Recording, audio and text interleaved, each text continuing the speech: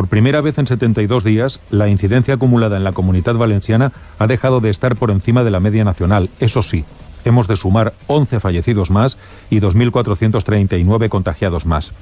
Les saludo de nuevo desde la frontera entre Ucrania y Polonia. Les hablo exactamente desde uno de los campos donde los refugiados son atendidos por decenas de voluntarios que intentan cubrir las primeras necesidades de los que llegan. Es café, es comida, es ropa, son pañales para los bebés, pero es sobre todo calor. Es una mirada que intenta reconfortar en el peor momento de sus vidas. Han dejado sus casas, sus empleos, sus estudios, han dejado atrás a sus parejas o a sus hijos, lo que hace poco más de una semana era para todos ellos, sobre todo para todas ellas. Una vida incuestionable es hoy un futuro totalmente incierto. Y déjenme que me detenga hoy en el rostro que ofrece la sonrisa, en esas manos que sirven la comida o en esas piernas que buscan sin descanso un medio de transporte para que los refugiados puedan llegar donde quieran. Son los voluntarios, es la fuerza de la solidaridad que explota en momentos dramáticos e inesperados como este. En Polonia, donde la ciudadanía se ha organizado y trabaja sin descanso, pero también en cualquier punto de Europa, han llegado hasta aquí ciudadanos de medio continente con el vehículo más grande que han conseguido, que han encontrado para poder llevarse a los que no tienen quien les acoja.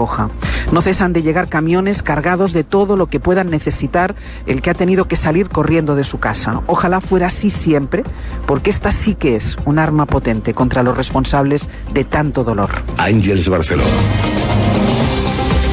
Ucrania y la comunidad internacional han pasado la noche en vilo, pendientes del incendio que los bombardeos rusos han provocado en la mayor central nuclear de Europa, que está en el sureste del país, de Ucrania, y que ha sido extinguido a las 5:20 de la madrugada hora española.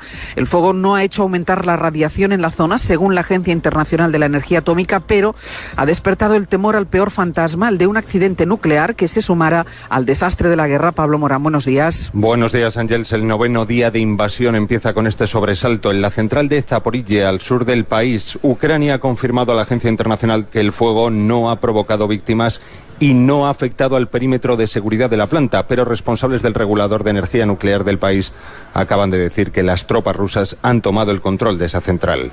Este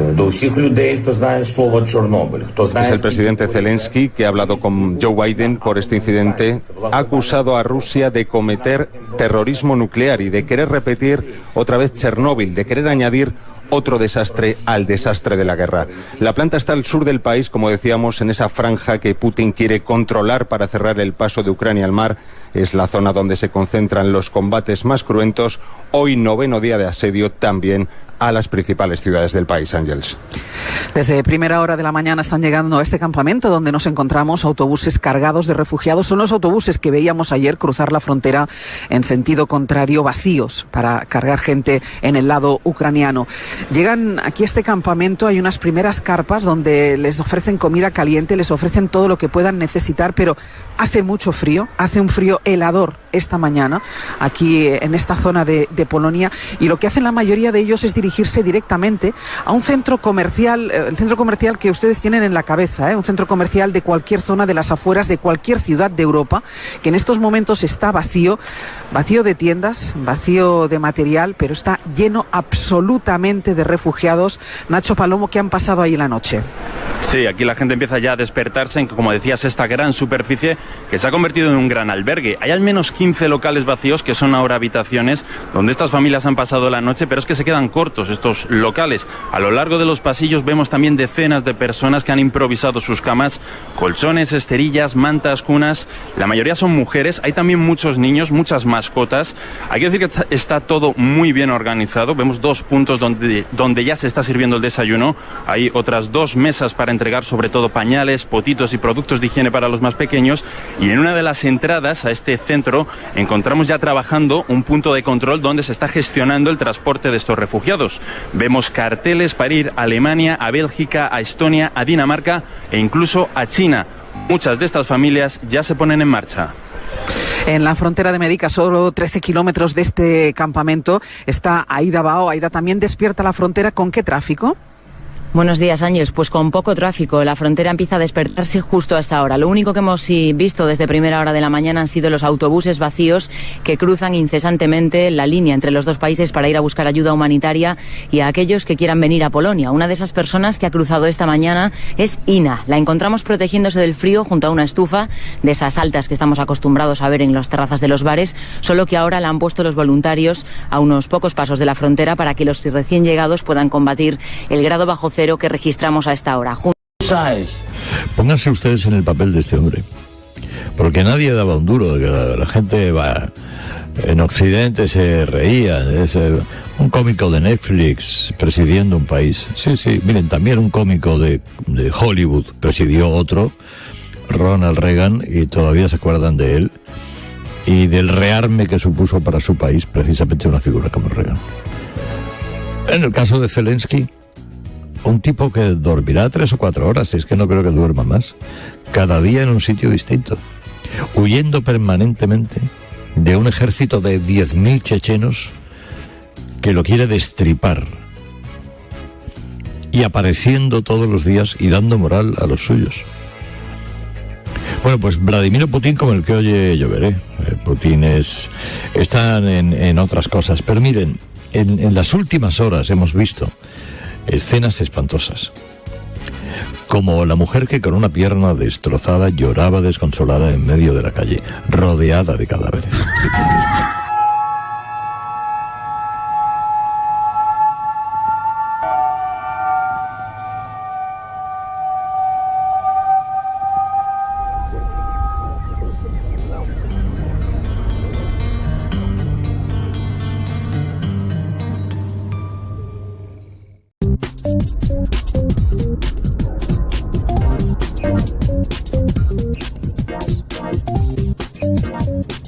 Con Pilar García Muñiz, la última hora en Mediodía COPE. Estar informado. ¿Qué tal? Buenas tardes. Bienvenido un día más a Mediodía COPE. Dentro del contexto de la guerra de Ucrania, pues la atención del mundo se ha puesto hoy en la central nuclear de Zaporilla. Es la mayor de Europa. Está situada en el sur de Ucrania, cerca del Mar Negro, y cuenta con 6 reactores. Esta noche sus instalaciones han sido atacadas, en concreto uno de los edificios. El edificio que ha sido atacado no es parte del reactor. Es una instalación adjunta de entrenamiento. Hubo un incendio localizado que fue apagado por los bomberos. Quien ofrece esta información es Rafael Mariano Grossi, que es el director de la Agencia Internacional de la Energía Atómica. Ha comparecido de urgencia para intentar tranquilizar a la opinión pública mundial. Dice que los sistemas de seguridad funcionan con absoluta normalidad y que no ha habido fuga de material radiactivo. Eso sí, añade que con este ataque se ha traspasado una peligrosa línea roja. En este mediodía hemos hablado con varios expertos en materia de seguridad nuclear. Nos han contado que es extremadamente difícil que un reactor se pueda ver afectado por un ataque externo. Son instalaciones con múltiples barreras de seguridad. La más visible es lo que técnicamente se llama edificio del reactor, una estructura abovedada de acero y hormigón armado con más de 1 metro de espesor. Es un búnker de grandísimas dimensiones. Su objetivo principal es evitar la salida de radiación y proteger los sistemas de seguridad, pero también están diseñados para aguantar sin fallos todo tipo de incidencias externas, terremotos, el choque de un avión e incluso ataques de artillería como los que ha habido esta madrugada.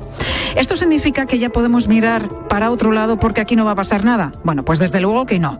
Combatir por el control de una central nuclear es un riesgo potencial que no se puede asumir en ningún caso. Esto lo saben los rusos, lo saben los ucranianos y lo sabemos todos. El riesgo probable de una incidencia nuclear vendría desde dentro del reactor, como ocurrió, por ejemplo, en Chernóbil. Ya hemos dicho que difícilmente puede provocarse desde fuera, pero ahora mismo, en este escenario de guerra, los ataques sí que pueden afectar a los sistemas de control de la central. Esas herramientas que sirven para evitar que el reactor se desboque por estar sobrecalentado. Es lo que pasó, por ejemplo, en Fukushima, tras el terremoto y posterior tsunami en 2011 en Japón. Los sistemas de refrigeración fallaron entonces por una causa externa brutal. Bueno, una situación así es difícil que se produzca, pero podría pasar. Lo que está haciendo Rusia forma parte del manual de una invasión: controlar infraestructuras críticas, como son sin duda las fuentes de energía. Esto permite al invasor aumentar la presión sobre el invadido, manejando, por ejemplo, el suministro eléctrico a la población. Ucrania es el tercer país del mundo que más electricidad produce con origen nuclear, así que es fundamental controlar sus 15 reactores activos, y 6 de ellos están en esa central, en la central de Zaporilla, que produce el 25% de la energía que consume el país. Rusia domina ahora mismo el emplazamiento de la central, pero sin embargo no tiene el control de los reactores, que siguen en manos ucranianas. Hablamos de un asedio para seguir asediando. Es el llanto por las 30 víctimas mortales y 10 heridos críticos que ha dejado este atentado que no... Hay zonas cercanas a Kiev, la capital, completamente arrasadas, ya de pisos arrasados. A pocos kilómetros, Kiev es una ciudad fortificada para evitar que entren allí los rusos. Allí en la capital sigue el corresponsal de COPE, Mikel Ayestarán, en el día a día de una ciudad en guerra, que es una ciudad también de contrastes. En los supermercados, por ejemplo, se puede comprar. Todavía hay de todo, y como no hay apenas gente, todavía tienen lo que tenían hace una semana. Con lo cual, cuando entras tienes la sensación, no tienes esa sensación de desabastecimiento. Al menos estoy hablando del centro de Kiev.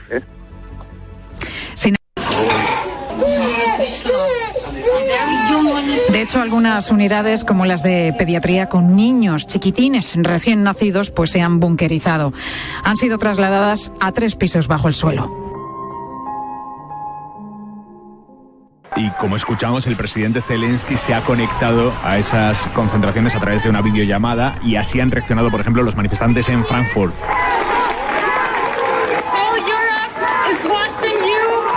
Toda Europa os está mirando. Ha habido también movilizaciones en París, en Praga. Ha habido movilizaciones, por ejemplo, en la capital de Georgia.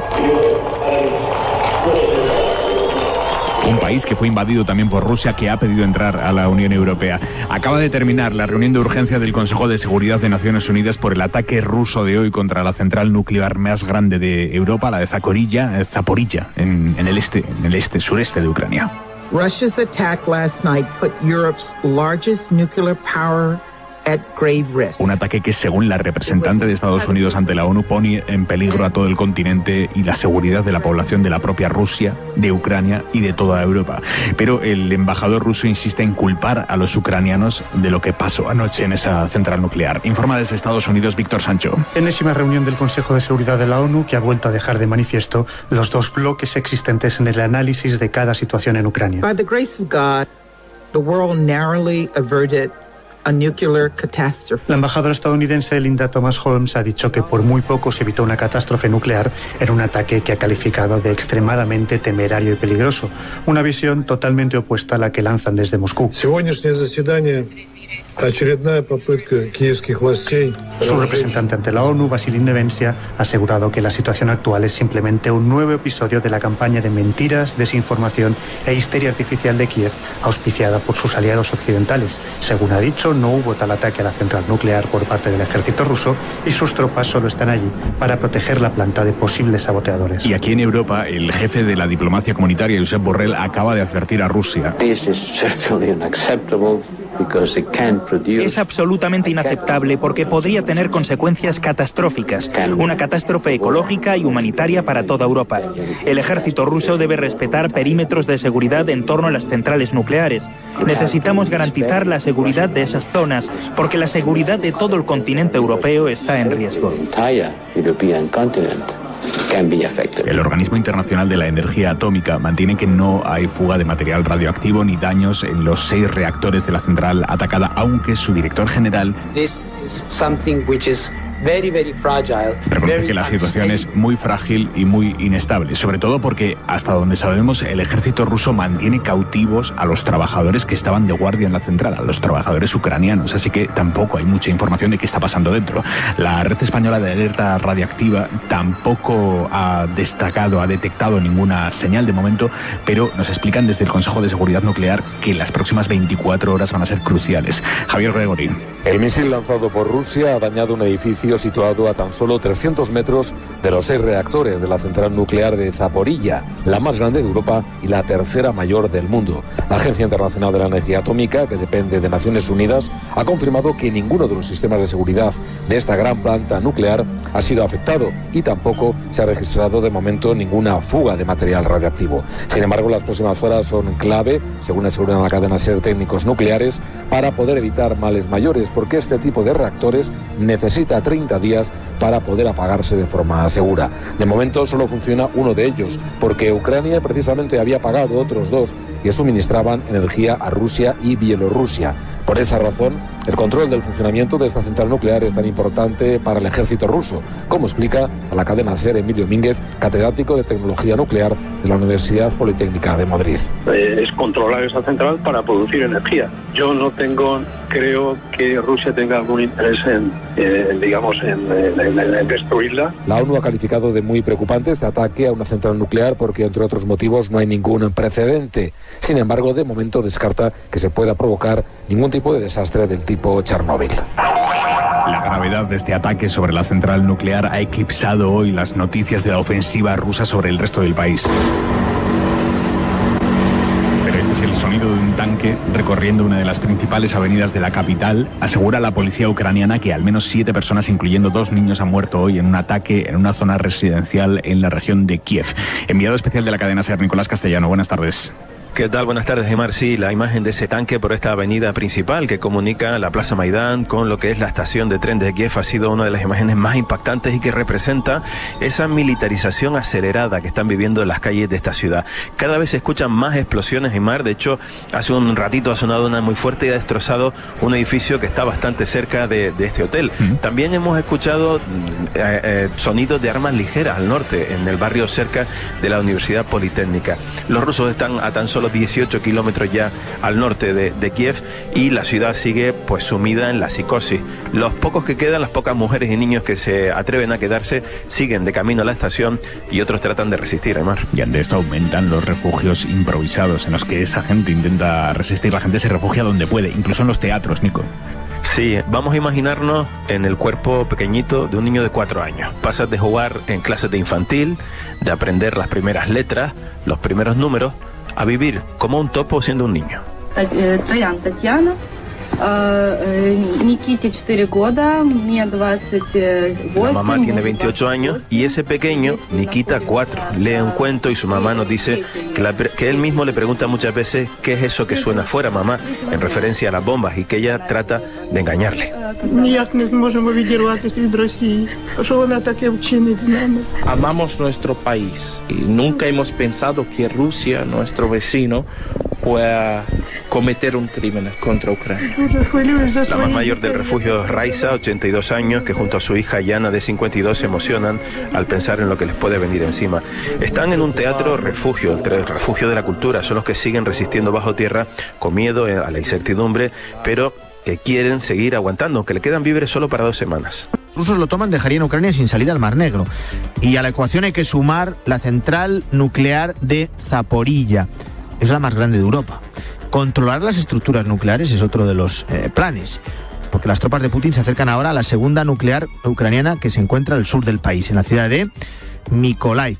En este contexto, con la toma de los rusos de Zaporilla y con las tropas de Kremlin a 30 kilómetros de la segunda central del país, sigue sobrevolando, sigue el temor ante un ataque nuclear. Lo decía el propio presidente Volodymyr Zelensky, acusa a Moscú de terrorismo nuclear y de querer repetir Chernóbil.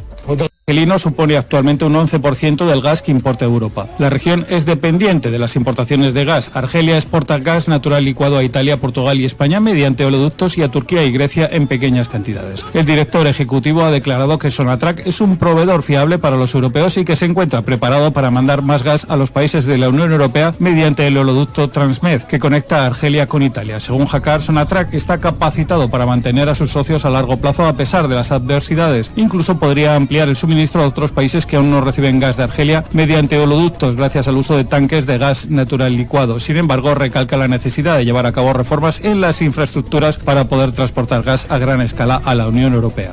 Más semanas. Bueno, una de esas personas que quiere huir del país es Alona, es guía turístico en Kiev. Ha salido de la capital ante el asedio de las tropas rusas que mantienen rodeada la capital, de momento se queda en el país. A mí me parece que ahora nos dejan solos y ucranianos van a seguir luchando y yo no sé cuánto tiempo va a durar esa guerra. Mientras tanto, desde España continúa el envío de armamento. En la pasada tarde partían desde Albacete los 2 primeros aviones con material para la resistencia ucraniana. Hoy está previsto que salgan otros 2 aviones. En total, 1.370 lanzagranadas, 700.000 cartuchos y también distintas armas de asalto. Un envío que sigue mostrando las discrepancias, la grieta que hay en los 2 partidos de la coalición de gobierno. Ricardo Rodríguez, buenos días. Buenos días. La brecha abierta entre Yolanda Díaz y el tándem Yone Belarra e Irene Montero llevó a la Moncloa a poner pie en pared a las cuñas pacifistas de Podemos. El mundo está en manos de Rusia y las autoridades aseguran que el cohete que este viernes lanzaba el ejército ruso y que Moscú niega a un edificio anexo de la central, no directamente a los reactores, no ha causado ninguna fuga radiactiva. Javier Gregori. Un misil ruso ha dañado un edificio situado a tan solo 300 metros de los 6 reactores de la central nuclear de Zaporilla. De momento, solo funciona uno de ellos, porque Ucrania había pagado ya otros 2 que suministraban energía a Rusia y Bielorrusia. Por esa razón, el control del funcionamiento de esta central nuclear, que ya está en manos del ejército ruso, es tan importante para Rusia, como explica a la cadena SER Emilio Domínguez, catedrático de Tecnología Nuclear de la Universidad Politécnica de Madrid. Es controlar esta central para producir energía. Yo no tengo que Rusia tenga algún interés en destruirla. Además, la Agencia Internacional de la Energía, que depende de Naciones Unidas, ha confirmado también que ninguno de los sistemas de seguridad de esta planta de Zaporilla ha sido afectado por el ataque ruso y tampoco se ha registrado de momento ninguna fuga de material radiactivo. Hombre, ¿y qué ha hecho una vez que ha recibido una llamada de un ente superior de la OTAN para decirle, machote, estate a la altura, que eres el anfitrión, repito, eres el anfitrión de la cumbre de la OTAN que se va a celebrar en junio en España y eres el único Estado que se ha puesto de perfil para no ayudar en un conflicto en el que es absolutamente necesario, apoyado además por 2 ministras que lo único que piensan es en abordar este conflicto desde su propia ideología pacifista, sin tener en cuenta lo que está pasando y argumentando que no se deben de mandar armas porque eso va a generar más destrucción o más muerte. En la cadena SER. A vivir que son 2 días.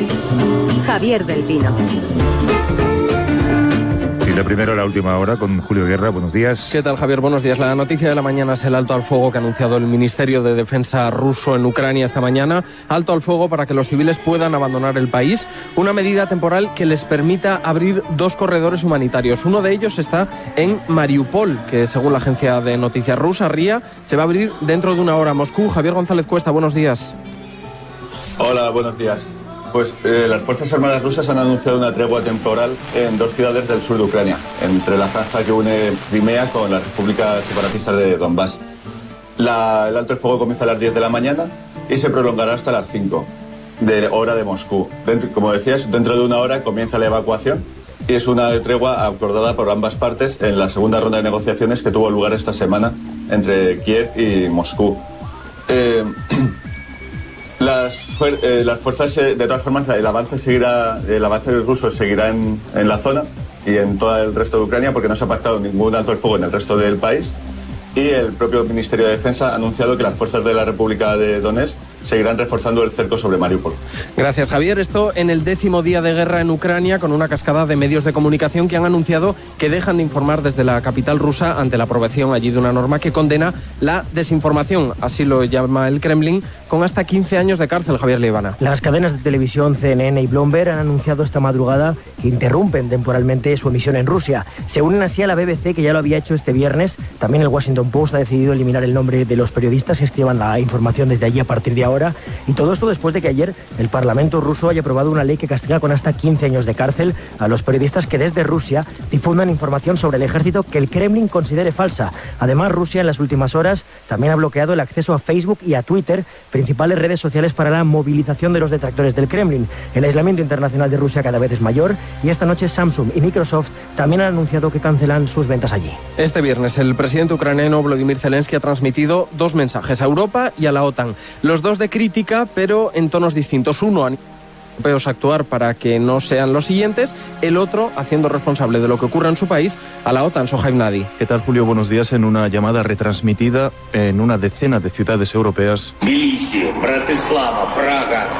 en Tiflis, Bratislava, Praga, Berlín, París, entre otras ciudades europeas, se han concentrado las personas en apoyo al pueblo ucraniano. Zelensky ha aprovechado este momento para llamar a la unidad a todos los europeos y les pide, ha dicho, no se queden callados y salgan a la calle para apoyarles, porque si Ucrania no aguanta, Europa tampoco lo hará. Un tono más duro ha empleado el dirigente de Kiev para referirse a la Alianza Atlántica y a Estados Unidos.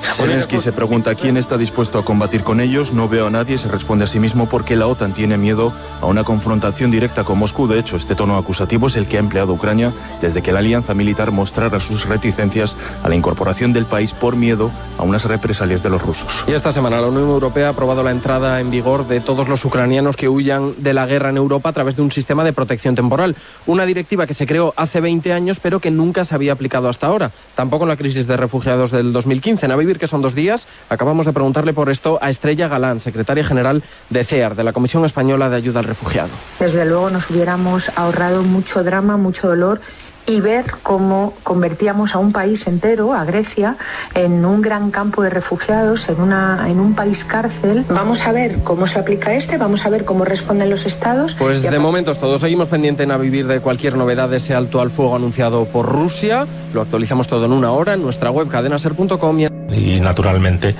en la propia Estonia, y fue a raíz de ese ataque del año 2007, en Estonia, bien cerquita del mar de Rusia, es donde está la base de la OTAN especializada en guerra cibernética y en ese tipo de operaciones, que lo tienen muy cerca.